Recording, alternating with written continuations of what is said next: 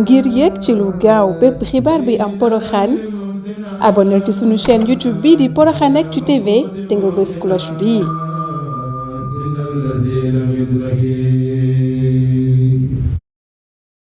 فزت بزر في الحسنات سيدة لمحسنا مريم فوت موقنا عند الذي لم يدرك فزت بزر في الحسنات سيدة لمحسنا ñu jégalu bu baax ci yàgg ni yéex a ñëw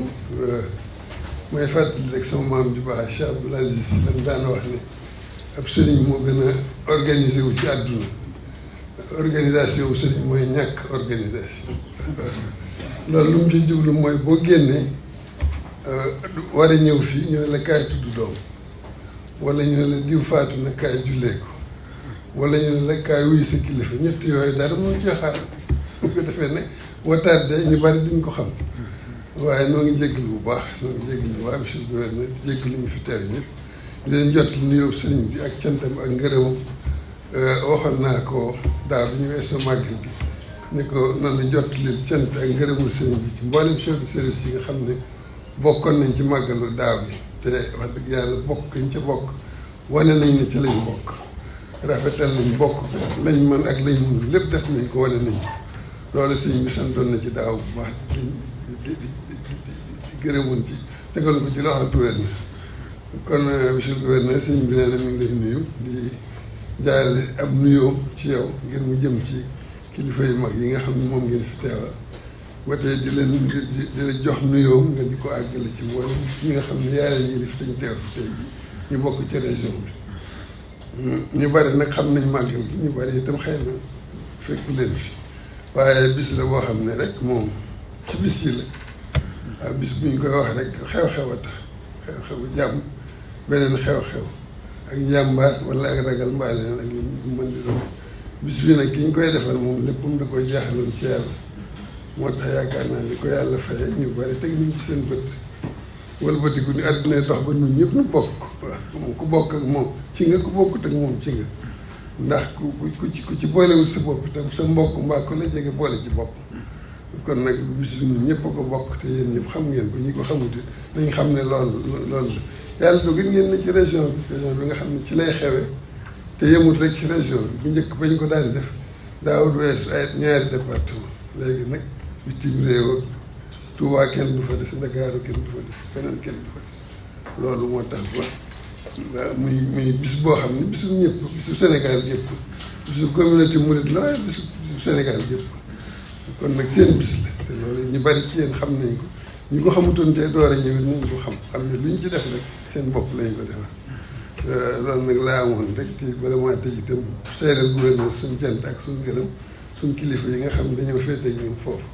ñu préfet Nioro ak sous-préfet Nioro sous-préfet Paoskoto ak chef de service yi fa ne ak chef de service yi nga xam ne bu ñu wootee ci Nioro wuy si woon nañu jógee kaw bi ñoom ñëpp ñoo ngi leen di sant di leen ñoo ngi lay seeral cantuk sëriñ bi ak ngërëm ci ñoom ndax nii ñu tàmbulee dal na xelam kon nag loolu rek laa amoon ci lu ma ci doon nuyoo rek lay doon jéggalu nuyoo bi ci sëriñ bi la jógee jéggalu bi ci man la jógee ci des nag ma déglu rek lu ma ci war a wax ko ndax njaboot gi jiitu si woon nañ te ñoo liggéey bi ñoo xam ne ñoo doon def lépp ñoo doon defar kayit gi moom moo tax ma ne woon rek ni ñu jiitu si man ma ñëwee lu ma ci war a doon dolli ko ci waaye man daal loolu mooy sama wax nuyoo sant gërëm jéggulu. Voilà, donc je vous remercie. Il faut dire qu'en compagnie des membres du comité d'organisation, on vient d'animer le CRD préparatoire du Magal de Porokhane, dont l'édition 2026 est prévue donc à la date du 29 janvier. À l'occasion, il s'est agi pour nous de mobiliser l'ensemble des services techniques régionaux, cela en tout cas dont la participation est requise pour une bonne organisation du Magal de Porokhane. À l'issue, ce qu'il faut retenir, c'est qu'on a abordé un certain nombre de questions, un certain nombre également de centres d'intérêt, parmi lesquels il y a les questions relatives donc à la sécurité au sens large du terme. Et pour ce faire, on va mobiliser pas moins de 1000 éléments confondus de la gendarmerie et de la police c'est vous dire donc l'importance de la sécurité, l'importance que nous accordons donc à la sécurité dans le cadre donc de l'organisation de cette manifestation religieuse très importante. Au niveau toujours également de la sécurité, on mettra un accent particulier sur la circulation routière. Et la sécurité y afférente également sera prise en charge entre la gendarmerie et la police parce qu'il y aura nécessairement une collaboration. C'est vrai que Porokhane se trouve en zone de compétence de la gendarmerie, mais du fait de l'ampleur de la manifestation religieuse, certainement que la zone de compétence de la police, à savoir les communes de Nioro et de Kaolack également, seront impactées. Voilà pourquoi on a donné instruction à la police et à la gendarmerie de mettre en place une unité opérationnelle afin que l'ensemble des questions liées donc à la sécurité routière soient correctement prises en charge. Au-delà également, on a abordé les aspects de secours. Et il faut dire qu'on va mobiliser pas moins d'une quarantaine encore d'ambulances au niveau en fait de la région de Kaolack pour pouvoir faire face à la situation. En plus de cela également, il y aura les moyens de la BNSP, la Brigade nationale des sapeurs-pompiers, qui viendra en appoint donc de ceux déjà mobilisés par la direction régionale donc de la santé. C'est vous dire également qu'à ce niveau, on n'a pas beaucoup de craintes. Pour ce qui est de l'approvisionnement en eau, certainement qu'on mettra à contribution les 5 forages qui assurent présentement l'alimentation en eau de la cité religieuse. Mais en plus de cela également, il y a que le dispositif de la Sen'Eau qui se trouve au niveau de la commune de Nioro sera également mis à contribution. Voilà pourquoi on a espoir qu'on n'aura pas de difficultés en matière d'alimentation en eau comme cela s'est passé donc l'année dernière. Pour ce qui est également de l'alimentation en électricité de la cité religieuse, il faut dire que la Senelec est déjà à pied d'œuvre et sur ce plan-là, véritablement, il n'y a pas de grande crainte, même si on n'est pas à l'abri donc de quelques incidents qui pourraient se passer par-ci par-là pour ce qui est donc de l'électricité. Mais qu'à cela ne tienne, il faut dire que la Senelec nous a rassuré que toutes les diligences sont prises pour faire face donc à d'éventuelles situations de coupure. Voilà pourquoi la Senelec également va mobiliser pas moins de 5 groupes électrogènes pour pouvoir faire face à certaines situations ou bien pour pouvoir faire face à certains incidents.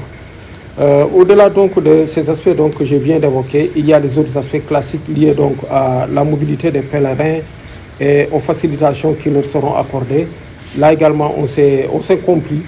et heureusement que la tâche nous a été facilitée par en fait le guide religieux qui a montré véritablement qu'il ne donnera pas des instructions pour une importation massive en fait de produits en provenance de la Gambie,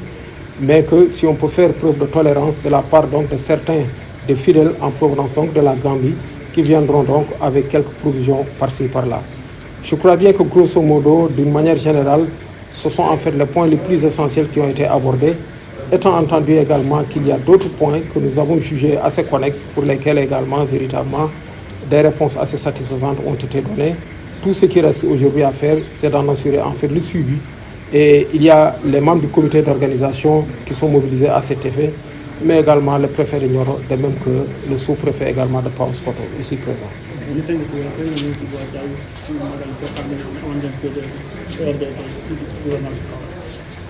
waaw li ñu mën a wax mooy tey dañ fi daje waxtaanee li jëm ci wàccuwaayu màggaayu Porokhane.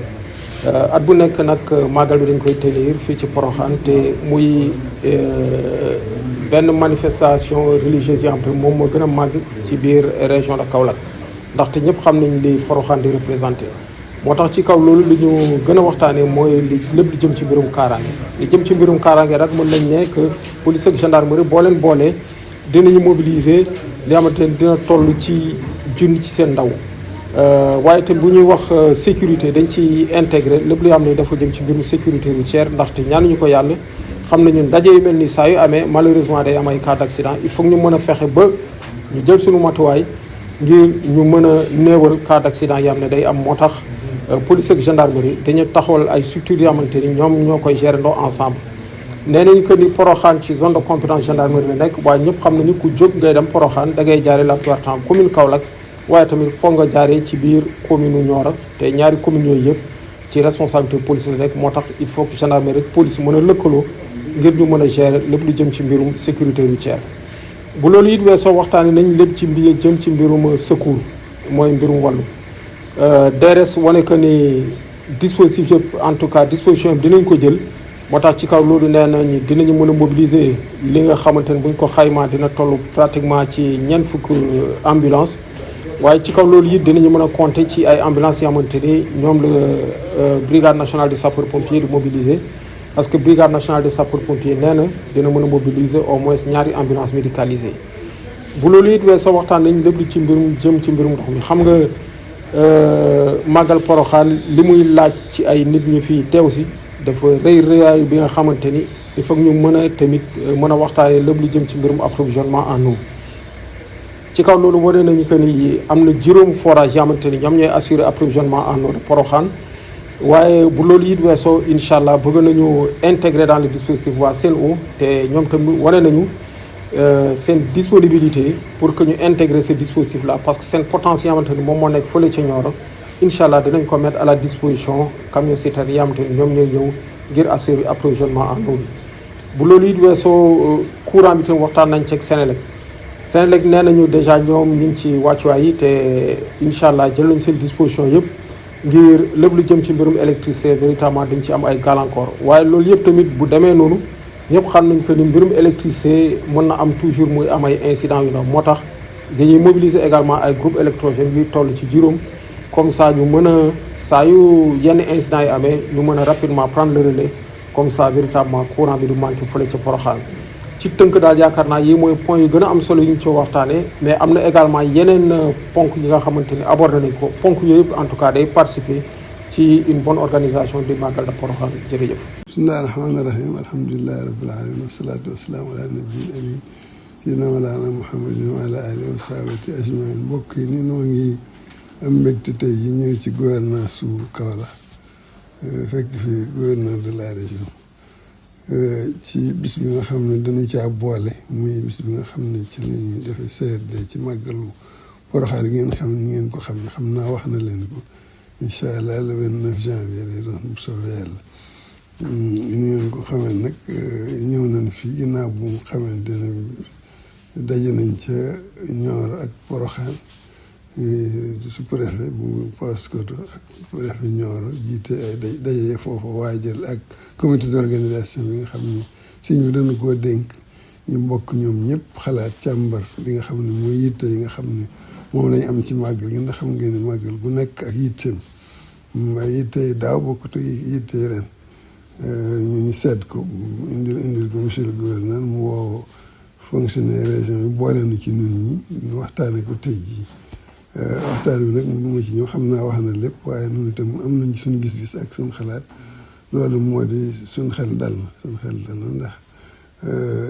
at yi ñu weesu yëpp ba nu ko suñ dénkee ak lu ko jiitu ba léegi macha allah at mu ñëw danañ ci am ndam ay raq-raq du ñàkk ndax nit ki moom ginnaaw bu nekkee ci biiru ndeyam lay tàmbalee yëg coono àdduna waxuma laa bu génnee ci kaw àdduna waxuma laa bu màggee waxuma laa bu màggatee waaye gis nañ ni wax dëgg yàlla yéene ji état bi daan am bu màggal Porokhane ñëwee wane nañ ko tey jii daawit wane woon nañ ko ba liggéey ba rafetoon na rafet goo xam ne sëñ bi waxoon na naa wax monsieur le gouverneur ne ko santal autorités yi ñu fi nekkal waaye ne ko santal surtout fonctionnaires yi nga xam ne ñoo nekk ci région Kaolack loolu nag wanewaat nañ ko tey jii ndax ñun xam naa gouverneur ñëw na ci waxtaan nañ ñu war a waxtaan yëpp amuñ ci lenn loo xam ne daal wax dëgg am nañ ci am tiit kon nag moom sunu xel dal na bu baax ndax mbirum màggal moom ndox mi moo ci gën a xaw a doy waar ak courant bi ak sécurité bi ak santé bi yëpp doy waar yëpp lañ soxla yëpp lañ yittewoo dara mënu cee manqué waaye yooyu ñoo ci raw nag te gis ngeen ñi chef de service yi nga xam ne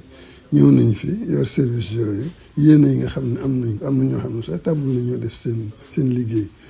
te neguñu réunion bi kon nag loolu wax dëgg yàlla suñu xel dal na ci bu baax na di ko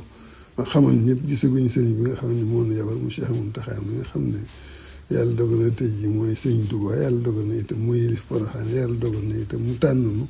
wala na mbooloo mi nga xam ne dañuy liggéey ak administration bi ngir ndimbal li nga xam ne dañu koy dimbali te mënoon ci dara ñoo nu ko mënal ñu ànd ko ñoom ngir ñi màggal si ñëpp seen màggal mën a yiwén seen màggal mën a yomb kon ci turam rek noo ngi sant mi ngi sant ñëpp di sant kilifa yu mag yi sant monsieur le gouverneur surtout ni ma waxee sànq rek mbooloo moom boo leen fekkee ñu toog rek te xamoo ku ci kilifa ga neel tekk buñ jëfee rek da nga xam kilifa ga nam mel te wax dëgg yàlla tey jii wane na li nga xam ne préfet Nioro wane na ko ci Nioro ak sous-préfet wane ko ci Porokhane ñoom ñëpp kenn ko ne wane na ni mbooloo mi ngi jiite am nañ yéene ci màggal gi surtout xam nañ daayo màggal gi gouverneur wax na ko sànq loolu noonu ngi ci sant yàlla bu baax li ci des nag li ma leen daan wax rek mooy yéen yi ci région monsieur le gouverneur ba ci gëcc mujj xam nañ seen yéene bu baax waaye xam nañ seen man-man bu baax xam nañ lu ngeen mën ak lu ngeen mënul da ngeen ko def waaye day ni nga xam ne noonu lan tëlee li ñuy sàkku ci yéen itam am na foo xam ne fu ngeen dem ci seen man-man waaye léegi nag ñooñaa ko war a dégg xam ne yéen li ñu sàkku woon ci yéen bëgg ko ci yéen am ngeen yéen a ji te yéen a ngi koy def lu ci war a àgg ci ñoom nag ñu def ne yéen rek waaw loolu rek dañuy ñaan la ci des nag mooy ñi nga xam ne dañuy ñëw coono bi bépp ñoo ko waral daje gouverneur rek préfet sous-préfet commission bi lépp daa bëgg rek sëñ bi ñi nga xam ne dañuy ñëw ngir jëmmi Maam Jaara siyaare si Maam Jaara ñaan fa yàlla ñaanal ko yàlla ñooñu rek a tax ñuy sonn ñooñu nag dañoo war a xam li leen tax a jóg mag day xam la ko tax a jóg waaye jóg ba nokki nanga ma moo tax a jóg jaar fu la neex def lu la neex bala la taxoon a jóg amoo ci dara gor su ne war nañ koo daw jullit bu ne war nañ koo daw kon nag war nañoo waajaat xam ni ci li ñuy ñëw lu mu doon xam li leen tax a jóg lu mu doon Maam Jaara kat bu fekkoon dafa def ni ñenn ñi lii ko yàlla faye du ko faye muy faye ko Sëñ Tuubaa faye ko bisam bi nga xam ne jigéen ñi ko am ci àdduna bariwut waaye kilifa góor bu ne dana fa ñëw siyaare si ko loo mën di toll ci la weesu ak li teew ak li ñëw ëllëg incha allah loolu nag liggéey yàlla rek koy moo koy maye kuy jóg na ngir yàlla dangaa war a am noo mel waaye doo mel na neex yàlla ngay mel waaw kon nag nit ñi nañ góorgóorlu wax nañ ko sànq ci réunion bi code li ñuy sol yére yi ñuy sol lépp daa war a jot dëppoog lislaam dëppoog la barab bu bëgg dëgg waxtu bu ñu ñëwee itam soxla nañu fa dara lu ñaan jàng alxuraan jàng xasida yërëmante yaatalante bu dee ci barab ba kenn ku ne xam ne sàkku ndimbalal yàlla rek moom nga fa moo la fa tax a jóg moom nga tax a ñëw kenn ku ne yaatal sa morom te xam ne ci biir yaatal gi rek ci ngay gën a amee la nga xam ne moo la tax a jóg waaye ñoo di buuxante bëree ko tooñee ko loolu lépp day xañ la xadis ba wax rek bu yow man xëyame am na ñoo xam ne danañ jëf lu baax ba defe ne lu ne def nañ ko ci am nañ ko ci àdduna ci lu baax lu ne am nañ ko fekk ci wet ga ñu ngay tooñee ko yàq loo xam ne bu yàlla jëlee lu baax lañ def fayee ko lañ tooñ dara duñ ko des ci àdduna te lépp yàlla rek a tax a jóg kon ku fi ñëw yére yaag wax jaag defin waag doxin waag fa ngay siyaar rek ñi ngi fa fekk ñëpp na nga leen bàyyi xel te xam ne seen nekk gi ngeen nekk rek nekkin wa ci ngay amee li nga bëgg ci nga koy ñàkk nag noonu koy ñaan ñëpp chauffeur yi itam noonu bakkan dafa diis te man Sénégal dañ ma jaaxal na dañuy gis ñoo xam ne dañuy yor bakkan mel ne bakkan mala sax bakkan la yàllaa ko bind te mënoo ko bind yow kon lu yàlla bind lu ne màggal ko da nga koy màggal boo chauffeur yor ay nit nga def ndànk teey dal ñëw ak jóg fa nga jógee jàmm ak sa jàmm ak faak jàmm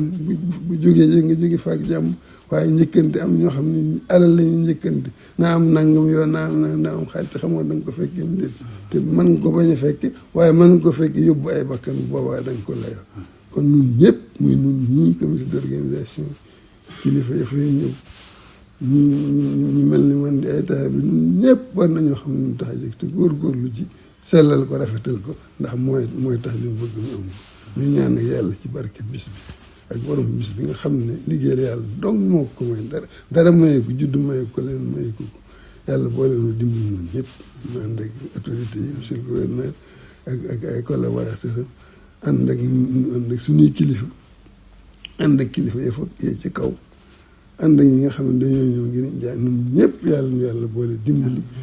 ñu màggale ko na ko yàlla bëgg na ko borom bëgg ngir la fa am ci yiw am ci ngëneel yàlla def ko fa dem tax ñëpp jóg yàlla may nu ci nu jot ci jaay Rasulullah sallallahu alayhi wa sallam. فزت بزرف الحسنات ngir yegg ci lu gaaw bépp xibaar bi am Porokhane abonneel ci sunu chaîne YouTube bii di Porokhane Actu TV te nga bës cloche bii. الذي لم يدرك